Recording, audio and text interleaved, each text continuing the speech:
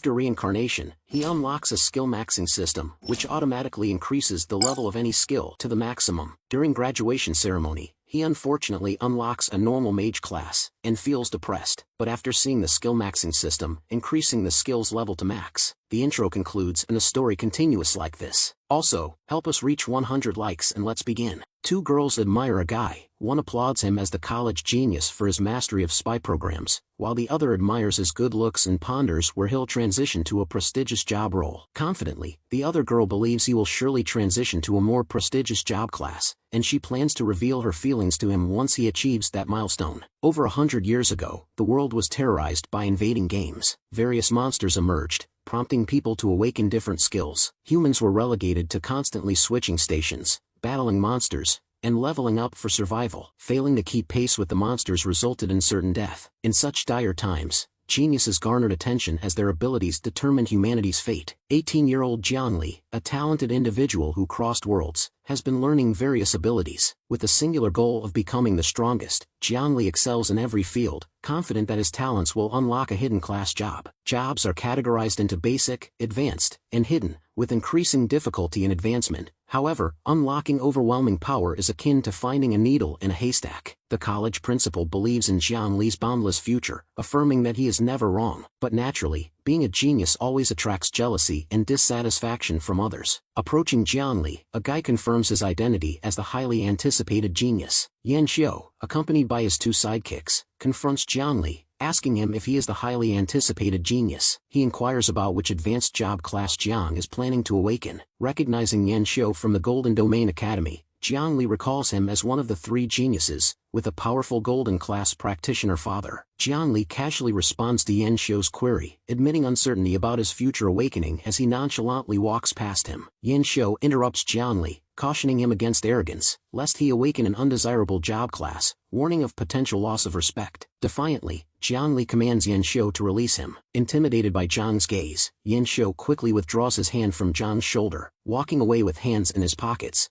Jiang contemplates being the day's center of attention, aware that a failed awakening would be deeply embarrassing. A failed genius risks becoming a perpetual object of ridicule. The awakening process begins, with Zhang Daniu from Class 1 being the first to awaken and fail. The overseer consoles Zhang Daniu, advising those with ordinary awakenings not to lose hope and to persevere, emphasizing everyone's potential before calling the next student. Everyone's attention is captivated by the next awakening. It's Li Muan who astonishes everyone by awakening as a swift archer. Recognized as a genius from the Golden Domain Academy, Li Muan captures everyone's attention. The next person also successfully awakens to an advanced job class following a huge flash of lights. Yan Xiu, now an advanced class flame mage, expresses dissatisfaction, dismissing it as merely advanced. Spectators marvel at the consecutive advanced classes, noting that even stronger candidates are yet to awaken, while Yan Xiu arrogantly dismisses their admiration as mere foolishness, saying it's just an advanced job class with contempt. Yan Xiu berates Jiang Li, stating that talent is something you're born with, and he mocks Jiang Li's efforts as useless. It's Jiang Li's turn for his awakening. The professors, realizing it's Zhang's turn, acknowledge his top grades and exceptionalism. Zhang's awakening commences, marked by a bizarre uproar of blinding light. The principal is shocked by the prolonged commotion during Zhang's awakening. Speculating on the outcome, he wonders if Jiang will achieve a unique hidden job class. After the process concludes, Jiang is awakened to a basic job class as a mage. Unable to comprehend, one professor questions Zhang's unexpected result, while another is visibly shaken. Yan Xiu mocks Zhang's awakening, claiming his own flame mage status is superior. Surrounding Li Muan, students praise her as the real deal, doubting Zhang's supposed genius. Speechless, Jiang faces whispers of disappointment and suspicion. Centered amidst attention, Jiang stands as people react with embarrassment and disbelief to his outcome. Jiang Li questions the reality of his situation, pondering if this is all there is to his awakening. His focus shifts to the system's congratulatory message, revealing a special talent with skills automatically maxed out. Surprised by the revelation, he wonders if it's linked to his world-crossing experience. Examining his skills displayed by the system, he notices they aren't initially at maximum levels. Suddenly, Jiang Li witnesses a strange phenomenon as his skills rapidly escalate in levels. He watches all his skills skyrocket in proficiency, wondering what is happening. He recalls what his principal had said about awakening, that after awakening, each profession comes with 3 level 1 skills which can be leveled up, increasing their strength, and that leveling up is extremely difficult. With a cunning smile, he remarks that reaching the maximum level of skills turned out to be surprisingly simple. He feels fate hasn't abandoned him and asserts that the max level perk is even better than a hidden job class. The principal shakes Jiangli by the shoulders, urging him not to be discouraged for not attaining a higher class, reminding him of the endless possibilities as a practitioner, and reassuring him of the teacher's faith in him. Grateful, Jiangli thanks the principal and pledges to continue working hard,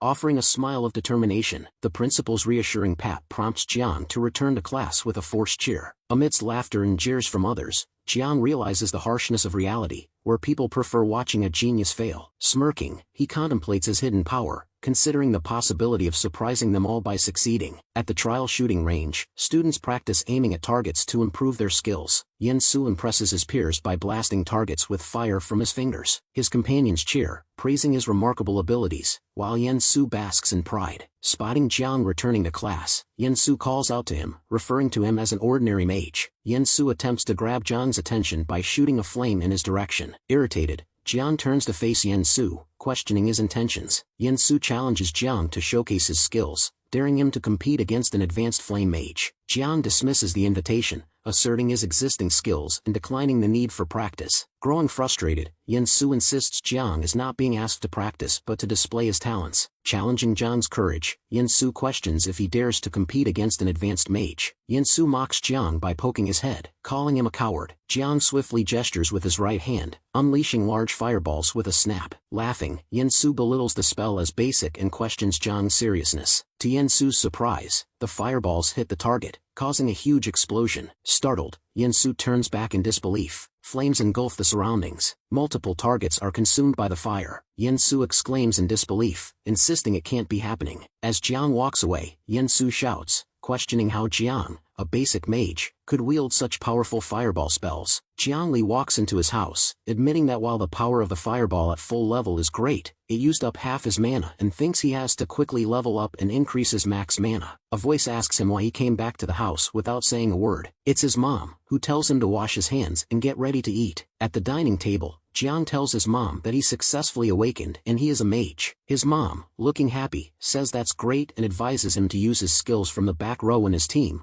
relatively safer than the front row. She gets up, saying she has something for him. She brings a box and tells Jiang that it's from his father and that back then, he was also a powerful professional. Shocked at hearing this, Jiang asks hadn't she told him his father died long before he was born. He asks her where his father went, being such a powerful professional, and why he has ignored them for so many years. His mom says she doesn't know either and that his dad had only said he was going to the edge of the world, as there are important matters to attend to, and he had left in a hurry. She tells Jiang not to blame his father and that he promised to make him a mage, which was the reason she had always emphasized his studies and mage skills. She acknowledges that now he has grown up and become a mage, with tears in her eyes. Turning away from Jiang and wiping her tears, she tells him that she is tired and suggests he go back to his room and rest first after checking the box. Jiang stares at the box and opens it. A bright light fills the room upon being opened, and Jiang's expression turns to astonishment as he sees what is in the box. The item inside the box is a professional change scroll, enabling one to transition their profession to a powerful arcanist, contingent upon reaching gold level or above in mage class profession strength. Professions are divided into various ranks, allowing individuals to advance to the next rank upon meeting specific conditions.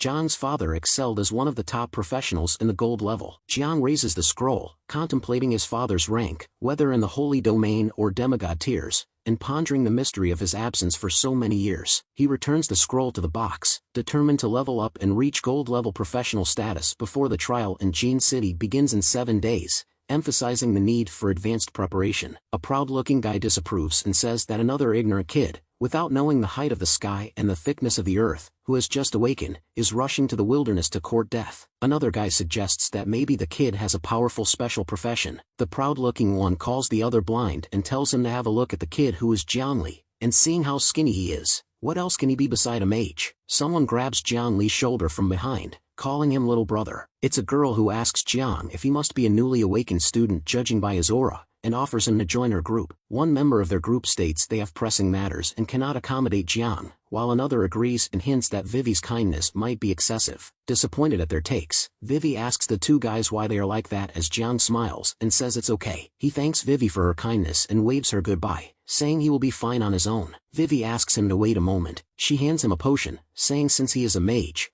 he should find it useful later. Accepting the potion, Jiang thanks her. Vivi tells Jiang to take care of himself, smiling. At the Grey Forest, a level 4 Big Brother goblin stands his ground, a big club on his shoulder. Jiang has his eyes on that goblin as he hides behind a tree. He snaps his fingers, flames erupting above his fingers, which turn into a fireball that he shoots at the goblin. Taken by surprise, the goblin is unable to dodge and gets hit by the fireball, causing a huge explosion. The goblin is instantly defeated, and Jiang walks towards it, acknowledging the max level fireball for taking care of the level 4 goblin in an instant. Jiang senses something behind him and turns around. There is a horde of goblins, one of them up on a tree branch with a shiny sword in his hands, and Jiang questions them if they were attracted by the commotion he caused. All of the goblins laugh at him, and he raises both his hands and prepares to fight them all, saying it's good they all came to him, and it will save him time as he won't have to search for them one by one. He uses a light armor spell. A shield surrounds his body, rendering a goblin's attack useless. The goblins strike the shield, trying to get through it,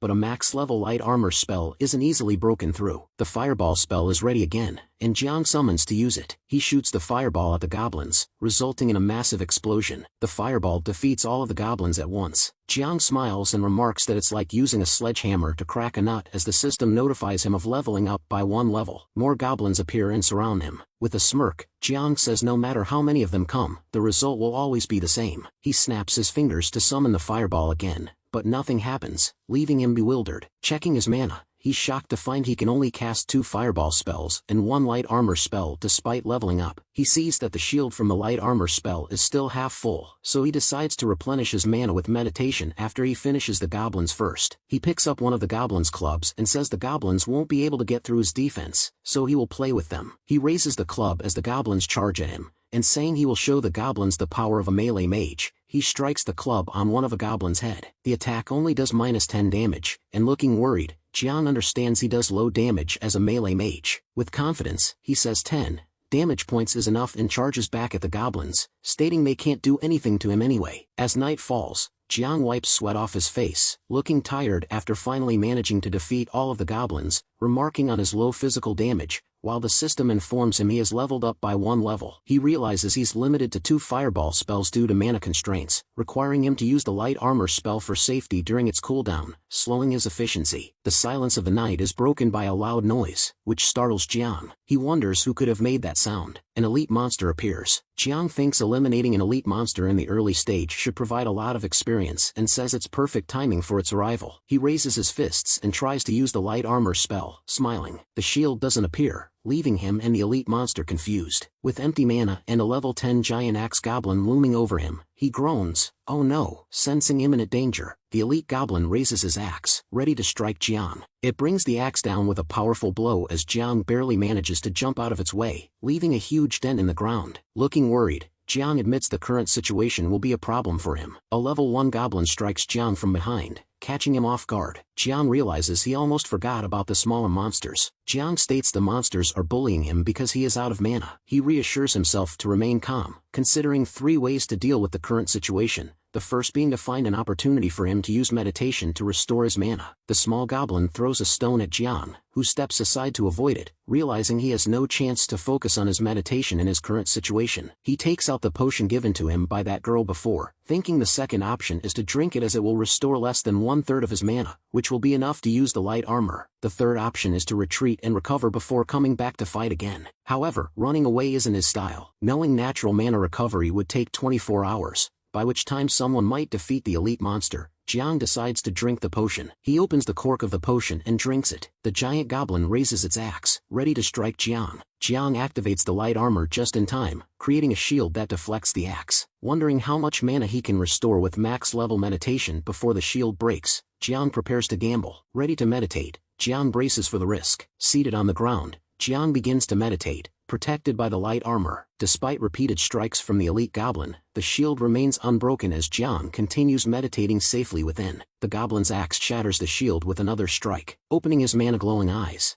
Jiang declares it's enough. He questions if the goblin is growing tired as he snaps his fingers. A giant fireball materializes, striking the goblin. The resulting explosion sends all the goblins flying with tremendous force. The system message confirms Jiang's successful attack on a weak point, dealing a critical hit, while Jiang kneels on the ground, exhausted. Wiping sweat from his face, Jiang acknowledges the close call and praises the power of max-level meditation. Excitedly, his level increases by 4, exhilarated by the significant boost from defeating the elite monster. Checking for loot after the battle, Jiang discovers 2 pieces of black iron equipment, a pair of swift gloves and exquisite leather boots. Reflecting on his combat strength, Jiang realizes the need to either defeat monsters swiftly or face the risk of being killed in one blow. Despite finding the beginner's equipment ugly and seemingly insignificant, Jiang decides to keep them for future sale. Assessing his current mana capacity, Jiang acknowledges the risk involved in gathering monsters for efficient combat compared to grinding them individually. He wishes he had other low-cost wide-range attack spells. He notices a spellbook and gets excited upon seeing it. Holding the spellbook with twinkling eyes,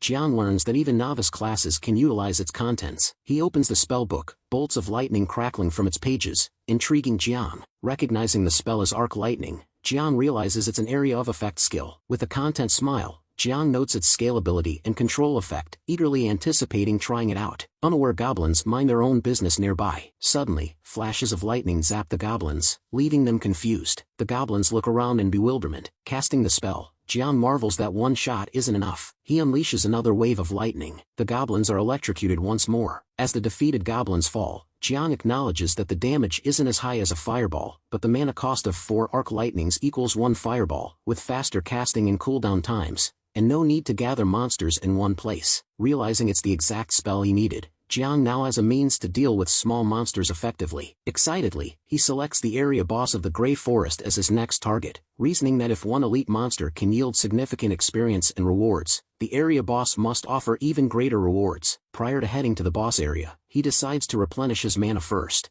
Jiang spots a group of sleeping goblins, speculating it's the goblin tribe's dwelling and assumes the area boss must be nearby. He surmises they must be in slumber. Proceeding cautiously, he searches for the boss among the sleeping goblins, planning to attack with fireballs. Accidentally stepping on a twig, it snaps loudly, alarming Jiang as he realizes his mistake. A goblin stirs, rubbing its eyes awake. Acting swiftly, Jiang strikes the goblin on the head with a large stick. Despite the blow, the goblin remains resilient, roaring in pain and anger. The commotion wakes all the other goblins. Jiang flees, pleading with the goblins to cease pursuit, apologizing and explaining his need for full mana to face the boss. In retaliation, one of the goblins hurls a stone at Jiang, striking him on the head. Growing angry at the goblins, Jiang confronts them, readying his spell for battle. He hurls bolts of lightning at the goblins, electrocuting them and reducing their health by half. Another round of lightning spells defeats all the goblins, leaving them defeated as Jiang questions their aggression. Unable to spot the boss among the tribe, Jiang considers if it's not in the tribe. Suddenly, the ground begins to shake, fissures appearing beneath Jiang's feet. Jiang suspects an earthquake is occurring. Startled, Jiang notices a statue resembling an elderly goblin behind him glowing, leaving him bewildered. Meanwhile, 3 individuals walk through the forest, with one expressing concern about practicing in the forest at night, likening it to seeking death. Yan Quan, Yan Xiu's uncle, chuckles, eager to seize the opportunity to defeat Jiang Li and impress his cousin. The blonde companion reminds Yan Quan of the late hour, questioning if Jiang Li might still in the forest. Yan shoots a deadly glare at the blonde, questioning his trust. The blonde quickly clarifies that he doesn't doubt Yan but rather expresses concern about the dangers of being in the wilderness at night, especially in encountering elite monsters or bosses they can't handle. The ground suddenly begins to shake. Recognizing the tremors as a response to someone triggering the area boss, Yan Quan expresses surprise. He informs the others that the area boss, the Goblin Shaman, has been activated and suggests they let whoever triggered it handle the fight initially, planning to join in later. Jiang Li identifies the area boss of the Greywood Forest,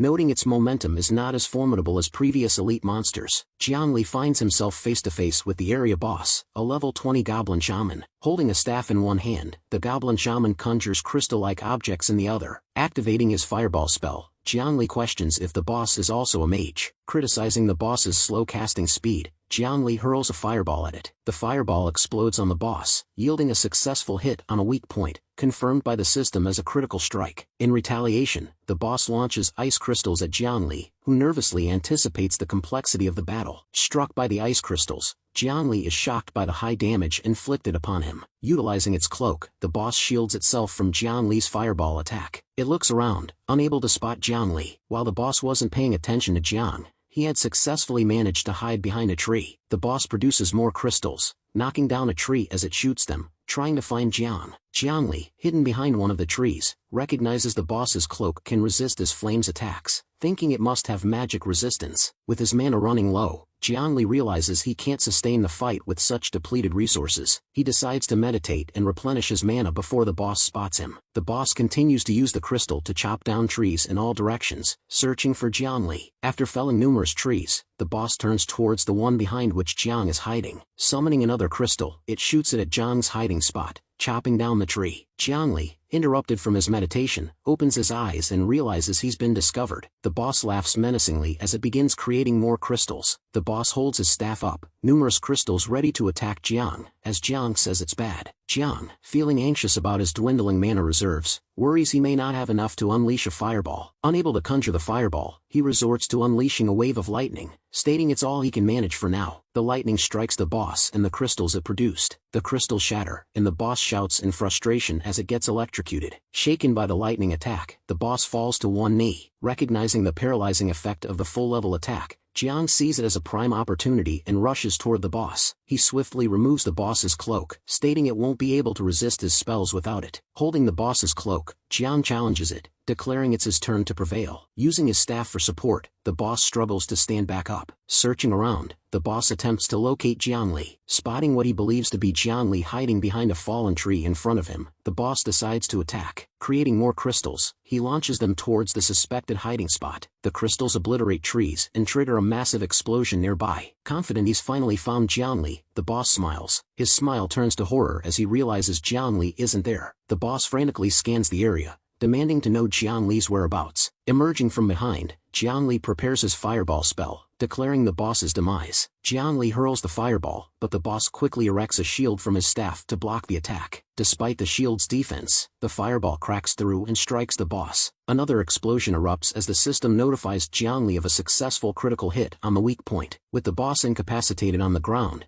Jiangli explains that despite its strong defenses, his max-level fireball skill is potent, and without fire resistance, the boss is doomed. Approaching the fallen boss with a club in hand, Jiangli remarks on the boss's unfortunate encounter with him. Delivering a final blow with the club, Jiangli ends the boss's reign, earning a 3-level increase and reaching level 10, as confirmed by the system. Examining the loot from the boss's defeat, Jiangli deems it satisfactory and believes he can make use of it. Holding up the boss's cloak, Jiangli discovers it's a fire-resistant robe in tatters, rendering it useless. Opening the new spellbook obtained, Jiangli learns Ice Arrow, now at max level, previously level 5. With a satisfied expression, Jiangli marvels at the power of the max-level Ice Arrow, anticipating its effects. Inspecting the staff, Jiangli identifies it as a bronze-level staff with magic penetration, theorizing it may explain why the max-level light armor was weak and plans to utilize it against magic-resistant monsters. Startled by a voice from behind, Jiangli is ordered not to move and to raise his hands. The figures emerge as Yan Quan and the blonde guy, with the latter suggesting that Jiangli's team must have perished as he is alone. Yan Quan, addressing Jiangli, acknowledges his defeat of the area boss and expresses regret for Jiang abandoning his team, assuming they were more powerful. With his hands raised, Jiangli questions how Yan knows his name. Yan Quan introduces himself and accuses Jiang of bullying his cousin in school, questioning Jiang's intentions toward the Yan family. Jiangli denies any bullying and offers Yan Quan items in a gesture of friendship. Rejecting the offer, Yan asserts they can't be friends and threatens Jiangli with violence, offering him a choice between his hand or leg. Jiangli rebuffs the notion of violence, stating they've just met and shouldn't talk about fighting or killing. The guy in glasses notices Jiang's meditation and warns Yan Quan of Jiang's mana recovery. Yan Quan dismisses Jiang's potential recovery, claiming their advanced professions make them superior. Jiangli, smiling, acknowledges their advanced status and remarks positively on it. Yan Quan challenges Jiangli to a fight to the death, warning him they won't even allow him a chance to cast a spell. Without uttering a word, Jiangli unleashes his spell, instantly electrocuting all three of them, his hands still raised in surrender. Yan Quan crashes to the ground, electrocuted. Jiang clenches his fists, admonishing Yan for talking too much and allowing him the chance to regenerate his mana. Struggling with pain, Yan Quan asks Jiang how he cast spells so quickly. Jiangli, conjuring a fireball, admits he's not sure. He hurls the fireball at the trio, leaving them shocked and stripped of their clothes, which were burned. Laughing, Jiangli remarks on the profitability of robbing after defeating the area boss, stuffing his bag with their belongings. Concerned about his sudden 3-level increase after defeating the area boss, he contemplates changing his leveling spot for the next day. Turning back to the trio, Jiang humiliates them for failing to rob a newbie despite being Iron Tier players, calling it embarrassing. Arriving at Rose Town,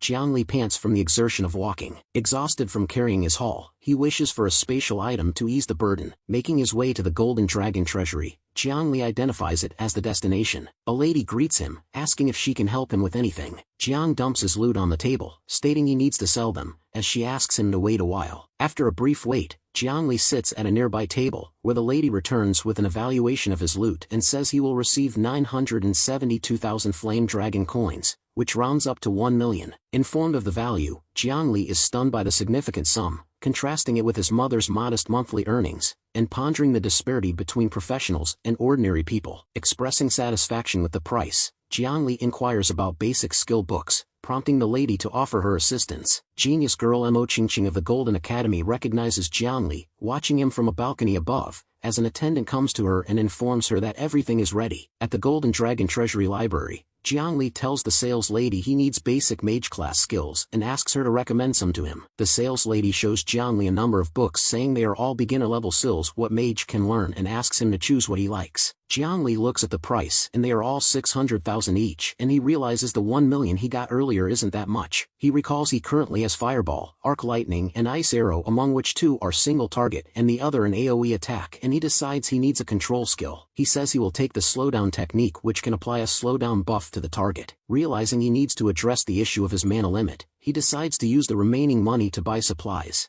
In the reception room, the Golden Academy's genius girl, Mo Qingqing, engages in conversation with a guy with glasses who informs her that there is indeed a Black Iron Tier dungeon appearing in the Gale Plains, but the entrance is uncertain, suggesting they need to spend more time searching. Mo agrees, stating it's fine as long as the entrance is in the Gale Plains, and she commits to personally leading the search the next day, thanking the man who responds with "You're welcome." Recalling seeing Jiangli, Mo remembers hearing that his awakening ceremony had gone wrong, resulting in him becoming an ordinary mage. Puzzled by his presence, she wonders if she mistook him for someone else. As a butler approaches Bo and inquires about her thoughts, she is startled, blushing as she responds, "It's nothing." The butler informs Bo that if she can clear the dungeon, her level will definitely skyrocket, and reaching Black Iron Tier won't be a problem. Reminding her that the trial competition is just a week away, he assures her she'll definitely surpass Miss Lee from the Lee family, causing Bo to blush again. Bo instructs the butler not to waste time and orders him to gather Moda and the others, stating she'll lead them into the dungeon herself when the time comes. At the Gale Plains,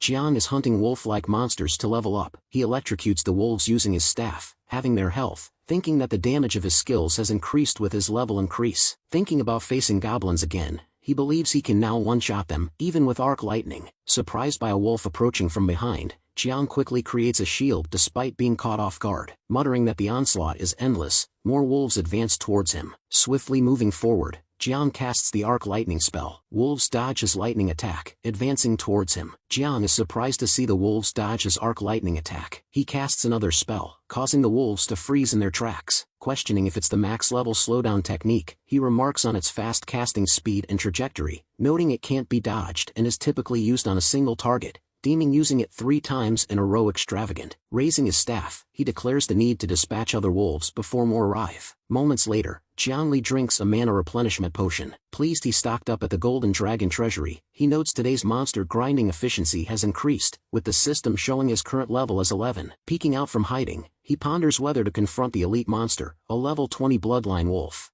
Peeking from behind a large rock, Jiang evaluates the bloodline wolf and her offspring, readying himself to launch a surprise attack. A burst of lightning crackles through the air, striking the wolves with a sudden jolt. Jiang propels himself towards the mother wolf, staff in one hand and the fireball spell ready in the other. Following the enormous explosion, the system notifies Jiang of a successful strike on a vulnerable point, resulting in a critical hit. With all the other wolves slain, only the largest remains standing, prompting Jiang to declare a one-on-one duel. The wolf opens its enormous, terrifying mouth and howls, poised to lunge at Jiang. Jiang raises his fist, commanding the wolf to behave, as he casts the slowdown technique upon it. The wolf, its teeth and sharp claws inches away from Jiang, gets halted mid-charge. Jiang concedes his uncertainty about the Gale Wolf's weak spot but asserts one certainty: the wolf is hairy, vulnerable, and ablaze. Casting another fireball spell, Jiang watches as the wolf whimpers, anticipating the impending burn. In a thunderous explosion akin to before, the fireball collides with the wolf, and Jiang is swiftly notified by the system of a critical hit on a vulnerable spot. With the wolf finally defeated, the system displays that Jiang has leveled up by 2 levels,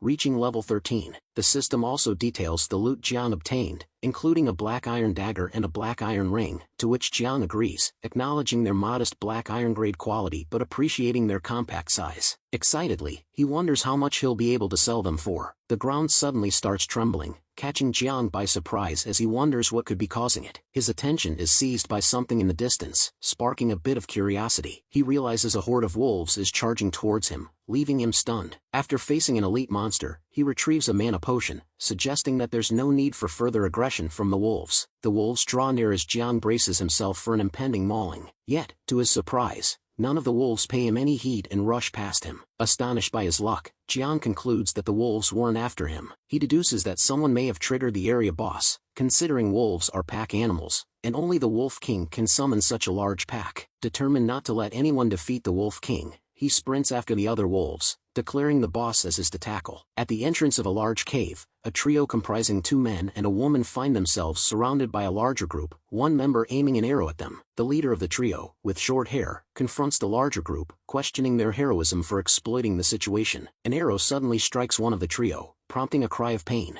The injured member falls, and the archer asserts that they aren't heroes, admonishing the remaining 2 for their unpreparedness in facing the boss. He lays claim to their equipment, as well as the Bloodstripe King. The leader of the besieged group agrees to surrender both their equipment and the Bloodstripe Wolf King, pleading to be allowed to leave. With a sinister chuckle, the bow-wielding assailant reneges on the agreement, demanding the leader hand over the girl standing behind him. Sporting a malicious grin and licking his lips, he asserts his intent to indulge himself before releasing them. The leader, turning to the woman identified as Vivi, urges her not to blame him and emphasizes his desire to survive. As he reaches for her, Vivi vehemently protests, warning him to stay away. In a sudden turn of events, a burst of lightning emerges, electrocuting all the assailants. The leader of the assailants, visibly shaken, demands to know who dares to attack his group and sabotage their fortunes. Drawing his sword, he commands the attacker to reveal themselves. Emerging before them, his countenance ablaze with fury, Jiang questions their audacity to commit robbery even before nightfall, fireball poised and ready in his hand. Suddenly, one of the assailants sneaks up behind Jiang, sword poised to strike. Jiang swiftly turns, admonishing the assailant for the interruption and blasts him with a fireball. Terrified, the leader of the trio pleads for mercy and attempts to flee. Recognizing Jiang, Vivi's eyes fill with tears as she asks if he's the one from earlier. The leader of the robbers rallies his remaining allies, acknowledging Jiang's strength and defeating his comrades with a single strike and warning against underestimating him. Baring his teeth, he dismisses Jiang's strength, asserting that ultimately, he is just a mage. Commanding his cohorts to attack together and prevent Jiang from casting spells, he prepares for a coordinated assault. Summoning another fireball, Jiang expresses pity at their reckless eagerness to rush in. With another blast, he questions their apparent eagerness to meet their demise. The robber leader watches in concern as his comrades are scattered in all directions. Enraged, he refuses to accept the devastating impact of a mere mage's abilities. Dropping his weapons and falling to his knees, he begs for forgiveness, claiming it's all a misunderstanding. With a remorseful tone and pleading eyes, he implores Jiang to take Vivi and leave, revealing the location of the Bloodrune Wolf King inside the cave. Jiang commands him to halt, using his staff as a makeshift bow and conjuring a crystal arrow, warning the robber that since he initiated the attack, he should be prepared to face retaliation. Jiang releases the crystal arrow, piercing through the robber's body as he coughs up blood. He warns of the repercussions from Blood Wolf mercenaries for Jiang's actions,